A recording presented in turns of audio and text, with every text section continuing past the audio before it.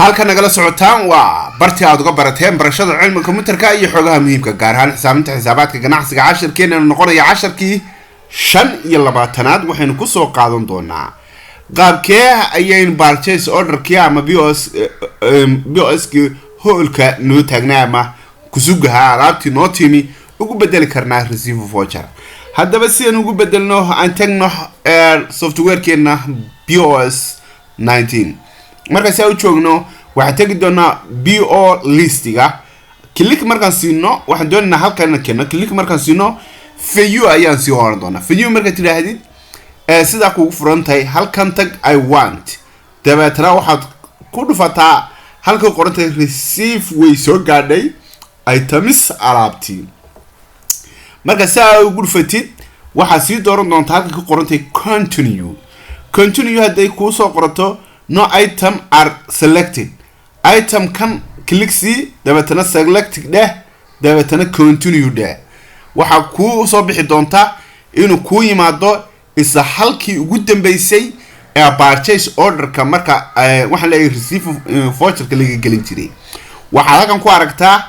Ali Goodlaw business inuu ku taagan yahay haddaba alaabtii marka saa ugu dhufto tigtan hore halka uga qaadin halkana waxa ku qoraya INVO invoice ah iyo average oo number u taagan iyo numberkii invoice kana waan qoraya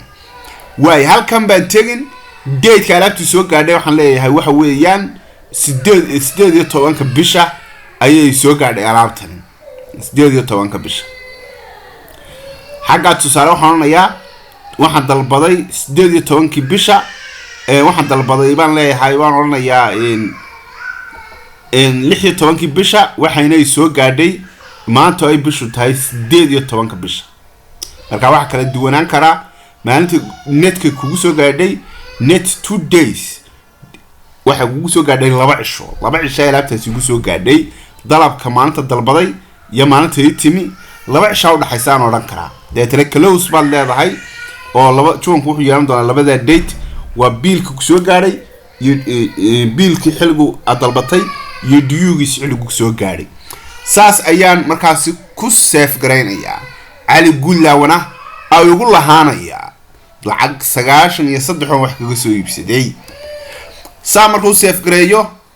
waxaan tagi doonaa halkan ku qortay receiving history taariikhay wax ku soo gaadheen labada taariikhood iyo wax soo gaadheen magnaxaash bay iga soo gaadheen oo 744 ah oo alaab markaas aan kaga soo qaatay marna Ali Goodlaw business ayaga soo gaadhay $93 oo invoice-keedu inta yahay casharkani waa cashar muhiim ah fadlan practicalna ku samaysa adiga iyo naftaada muhiim bay ku tahay waxaana ay ka caawin doontaa hawlo ganacsi oo waaweyn iyo kuwa yar yarba. Assalaamu calaykum wa rahmatullah.